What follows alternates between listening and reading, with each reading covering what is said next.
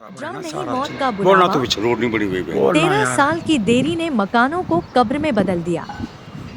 Sector 84 greater Faridabad, जहां घर नहीं, जनता की कब्रें नजर आती हैं। 13 साल की चुप्पी, हजारों सपनों की चीख, आवास बोर्ड की क्रूर देरी का कड़वा सच, गूंगा भरा कानून और उजड़ते घर। आवास बोर्ड की चुप्पी का 13 साल का अन्याय की स्टोरी दिल को व कानून को दहलाने का सच है, जहां सरकार गरीबों के हित की डोल पिट पिट कर अपनी पीठ टपटापा रही है, जहां आवास बोर्ड के जमे बैठे रकम के भूखे प्यासे लालची बेशर्म कानून को जेब में रखे हुए हैं। इस स्टोरी के पोल लेखक Krishna Lal Gera, advisor government MCF, editor in chief PIL SLP RTI activist, तेज तर्रार न्यूज खोल रहे हैं। यह कहानी किसी एक परिवार की नहीं, बल्कि उन हजारों गरीब परिवारों की है जिनके सपनों को सरकारी फाइलों की धूल ने निगल लिया। यह कहानी उस व्यवस्था की है जहां कानून की आंखों पर पट्टी नहीं, बल्कि पूरा शरीर ही लकवाग्रस्त हो चुका है, गूंगा, बहरा और संवेदनहीन। हरियाणा आवास बोर्ड का उद्देश्य था गरीबों को छत देना, बेघर को घर देना, मजदूर को सम्मान देना। लेकिन जो हुआ वह अंधेर नगरी चौपट राजा की कहावत को भी छोटा साबित करता है। हजारों गरीब परिवारों को 13 साल पहले मकानों के लिए पत्र दे दिए गए, उम्मीदें जगा दी गईं, सपनों को आकार दे दिया गया, लेकिन ड्रा आज तक नहीं निकला। यह केवल प्रशासनिक देरी नहीं, यह सामाजिक अन्याय, आर्थिक अपराध और मानवीय संवेदनाओं की हत्या है। सोचिए उस गरीब पिता की हालत जिसने अपनी पूरी जमापूंजी आवेदन में लगा दी। उस माँ की कल्पना कीजिए जिसने बच्चों से कहा, अब हमारा भी अपना घर होगा। उन बच्चों की आंखों की चमक याद कीजिए जिन्होंने पहली बार सोचा कि उनका भी एक कमरा होगा। लेकिन 13 साल बीत गए, बच्चे जवान हो गए, कुछ परिवार टूट गए, कुछ बुजुर्ग इंतजार करते करते दुनिया छोड़ गए, और मकान, वे बिना आबादी के खड़े खड़े खंडहर बन गए। कानून कहता है कि प्रशासन जनता के हित के लिए होता है। भारतीय संविधान का अनुच्छेद 21 हर नागरिक को गरिमापूर्ण जीवन का अधिकार देता है, जिसमें आवास भी शामिल है। सुप्रीम कोर्ट कई फैसलों में कह चुका है कि right to shelter is part of right to life. फिर यह अधिकार इन गरीबों से क्यों छीन लिया गया? कानूनी दृष्टि से यह मामला केवल लापरवाही नहीं, बल्कि क्रिमिनल नेग्लिजेंस और ब्रीच ऑफ पब्लिक ट्रस्ट का उदाहरण बन सकता है। यदि सरकार ने हजारों करोड़ रुपए खर्च कर मकान बनाए और जानबूझकर उन्हें आवंटित नहीं किया, तो यह सार्वजनिक धन की बर्बादी और भ्रष्टाचार की आशंका को जन्म देता है। प्रिवेंशन ऑफ करप्शन एक्ट के तहत भी जांच की जरूरत बनती है। सबसे खतरनाक बात यह है कि समय पर ड्रा न होने के कारण मकान जर्जर हो गए, निर्माण की गुणवत्ता खराब हो गई, दीवारों में दरारें आ गई, पानी की टंकियां टूट गई, लोहे में जंग लग गई। अब अगर इन्हें दिया भी जाएगा तो रहने लायक नहीं होंगे। इसका जिम्मेदार कौन है? क्या कोई अधिकारी जवाब देगा? क्या किसी की तनख्वाह से यह नुकसान वसूला जाएगा? या फिर हमेशा की तरह फाइलों में नोटिंग लिखकर मामला बंद कर दिया जाएगा? सरकार को भी भारी नुकसान हुआ। यदि समय पर आवंटन होता तो हजारों परिवार बसते, आसपास बाजार विकसित होते, टैक्स और राजस्व आता, रोजगार पैदा होता। लेकिन लालच और गलत नीतियों ने पूरे सिस्टम को लकवा मार दिया। यह केवल गरीबों का नुकसान नहीं, यह राज्य की अर्थव्यवस्था का भी नुकसान है। इस कहानी का सबसे दर्दनाक पहलू वह है जिसे शब्दों में बयान करना मुश्किल है। जिन मकानों में बच्चों की हंसी गूंजनी थी, वहां अब सन्नाटा है। जहां रसोई में चूल्हा जलना था, वहां जंगली घास उगाई है। जहां आंगन में त्योहार मनने थे, वहां अब डर और वीरानी है। कुछ लोग तो कहते हैं अगर यही हाल रहा तो इन मकानों से बस अर्थियां ही निकलेंगी, बारातें नहीं। यह स्थिति केवल प्रशासनिक असफलता नहीं, बल्कि नैतिक दिवालियापन है। कानून अगर कमजोर के लिए काम न करे तो वह कानून नहीं, मजाक बन जाता है। जब गरीब न्याय की गुहार लगाता है और उसे सिर्फ तारीखें मिलती हैं, तो लोकतंत्र की आत्मा घायल हो जाती है। क्या किसी ने सोचा कि 13 साल तक इंतजार करने का मतलब क्या होता है? क्या किसी अधिकारी ने कभी उन मकानों के बाहर जाकर देखा कि जिन घरों में बच्चों की हंसी गूंजनी थी, वहां अब सन्नाटा क्यों है? क्या किसी मंत्री ने उस माँ की आंखों में झांक कर देखा जिसने अपनी चूड़ियां बेचकर आवेदन की फीस भरी थी?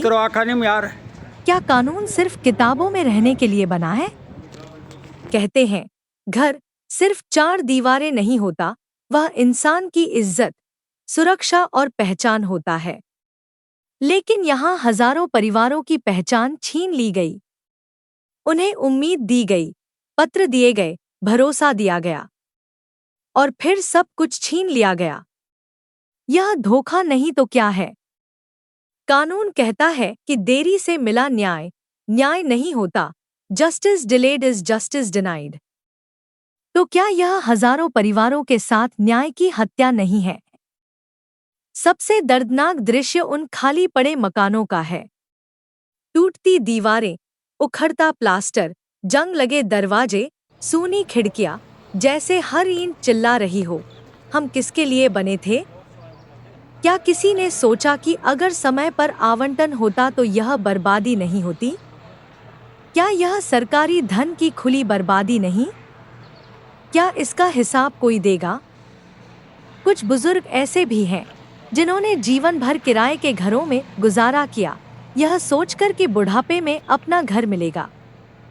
लेकिन वे इंतजार करते करते दुनिया छोड़ गए। उनकी अंतिम यात्रा किराए के घर से निकली, अपने घर से नहीं। क्या उनकी आत्मा यह सवाल नहीं पूछती होगी, मेरा घर कहाँ है? कुछ परिवारों में झगड़े शुरू हो गए।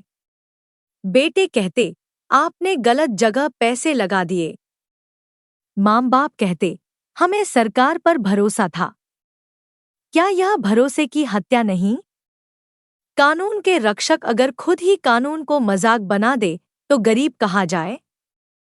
क्या अदालतों के दरवाजे खटखटाने के लिए भी पैसे चाहिए? क्या गरीब की आवाज इसलिए दबा? सरकार कहती है कि वह गरीबों के लिए काम कर रही है। तो फिर यह 13 साल की चुप्पी किसके लिए है? अगर मकान देने ही नहीं थे तो बनाए क्यों गए? अगर बनाए तो दिए क्यों नहीं गए?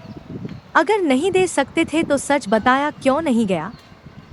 यह देरी सिर्फ प्रशासनिक गलती नहीं, यह इंसानियत के खिलाफ अपराध है। क्योंकि जब किसी के सिर से छत छीन ली जाती है, तो उसकी जिंदगी से सुरक्षा छीन ली जाती है। सोचिए उस मजदूर की हालत जो रोज ईंटें उठाकर दूसरों के घर बनाता है, लेकिन खुद के घर का इंतजार करते करते बूढ़ा हो गया। क्या यह विडंबना नहीं? जो देश बनाते हैं वहीं बेघर रहते हैं। इन खाली मकानों में कभी कभी रात को हवा चलती है तो दरवाजे अपने आप बजते हैं। ऐसा लगता है जैसे वे भी पूछ रहे हों, हमारी गलती क्या थी? हमें किसके लिए बनाया गया था? क्या हम सिर्फ भ्रष्टाचार के स्मारक बनकर रह जाएंगे? यह कहानी उन बच्चों की भी है जिन्होंने अपने दोस्तों से कहा था, जल्द ही हम नए घर में शिफ्ट होंगे। लेकिन साल बीत गए, दोस्त बड़े हो गए, सपने छोटे हो गए, और उम्मीद मर गई। क्या बच्चों के सपनों की कोई कीमत नहीं? अगर यही हाल रहा तो आने वाली पीढ़ी सरकार पर भरोसा कैसे करेगी? क्या विश्वास टूटने के बाद लोकतंत्र मजबूत रह सकता है? क्या अब इन मकानों का ड्रा निकालना लोगों को मौत के मुंह में धकेलना नहीं होगा? क्या कोई अधिकारी अपने परिवार को ऐसे मकान में रहने भेजेगा? अगर नहीं, तो गरीबों को क्यों? कहते हैं, हर इमारत की एक उम्र होती है। वर्षों तक बिना देखभाल के खड़े रहने से मजबूत ढांचा भी कमजोर हो जाता है। 13 साल की बेरुखी ने इन मकानों की आत्मा निकाल दी है। अब अगर इनमें कोई परिवार रहेगा तो हर बारिश, हर आंधी, हर हलचल एक खतरा बन जाएगी। क्या यह आवंटन होगा या बलिदान? कल्पना कीजिए, एक गरीब परिवार अपने सपनों का घर पाने की खुशी में वहां शिफ्ट होता है। पहली ही रात छत से प्लास्टर गिरता है, बच्चे डरकर मां से लिपट जाते हैं, बूढ़े पिता बाहर आंगन में बैठ जाते हैं। क्या यही वह घर है जिसका इंतजार 13 साल तक किया गया? सबसे बड़ा सवाल, अगर इन मकानों की हालत इतनी खराब हो चुकी है तो उनकी जांच क्यों नहीं हुई? किसने प्रमाणित किया कि वे रहने लायक हैं? अगर कल कोई हादसा हो जाए तो जिम्मेदार कौन होगा? क्या उन अधिकारियों पर हत्या का केस चलेगा या फिर फाइल बंद हो जाएगी? जनता की चीख सुनिए। हमें घर चाहिए, कब्र नहीं। हमें सुरक्षा चाहिए, खतरा नहीं। हमें जीवन चाहिए, मौत नहीं। इन खाली मकानों के आसपास रहने वाले लोग बताते हैं कि रात को दीवारों से अजीब आवाजें आती हैं, जैसे टूटती हुई ईंटें कराह रही हों। बारिश में पानी अंदर भर जाता है, सीलन से बदबू फैल जाती है। सरकार कहती है कि गरीबों को घर देना उसकी प्राथमिकता है। तो क्या यह प्राथमिकता है जर्जर ढांचे देना? अगर मकान रहने लायक नहीं बचे तो नया निर्माण क्यों नहीं? क्या गरीबों की जान की कीमत इतनी कम है? कुछ लोग कहते हैं, अगर अब ड्रा निकला तो यह घर नहीं, मौत को गले लगाने जैसा होगा। यह शब्द सुनकर दिल कांप उठता है। क्या एक लोकतांत्रिक देश में लोग अपने ही घर से डरें? यह शर्म की बात नहीं? 13 साल पहले सरकार ने उम्मीद दी थी।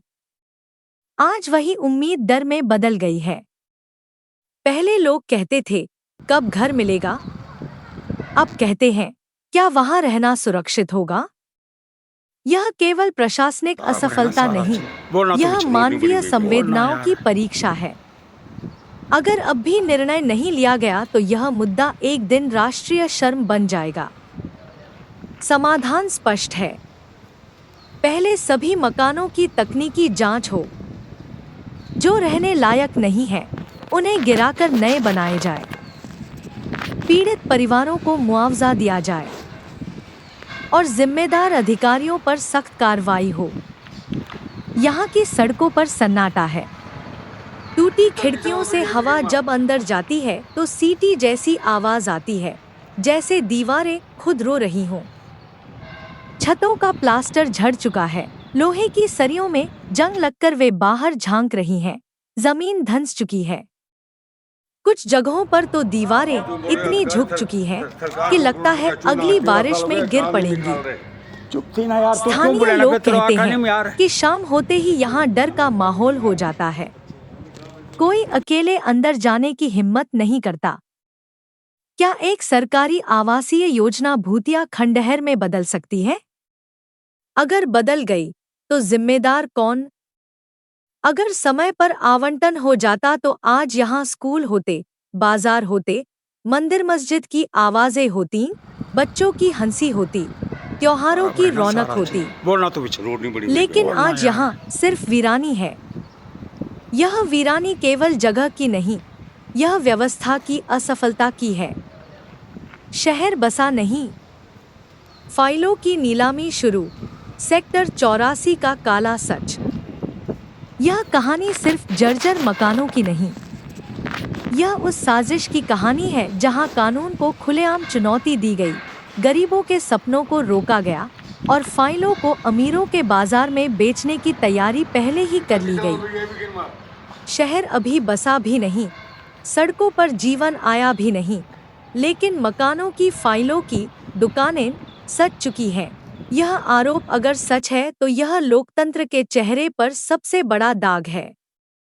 सेक्टर 84 ग्रेटर फरीदाबाद में खड़े हजारों मकान पूछ रहे हैं, हम गरीबों के लिए बने थे या अमीरों के सौदे के लिए?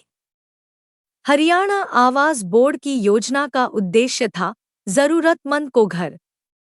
लेकिन आज आरोप यह है कि जरूरतमंद इंतजार कर रहा है और सौदेबाज तैयारी कर रहे हैं। अगर यह सच है तो सवाल बहुत खतरनाक है। क्या 13 साल की देरी एक योजना थी? क्या मकानों को जानबूझकर खाली रखा गया? क्या जर्जर होने देना भी किसी बड़े खेल का हिस्सा था? क्या गरीबों की लाइन इसलिए लगवाई गई ताकि बाद में फाइलें कहीं और बेची जा सकें? कानून कहता है कि सरकारी संपत्ति जनता की होती है, तो फिर जनता को छोड़कर सौदे किसके लिए? सथा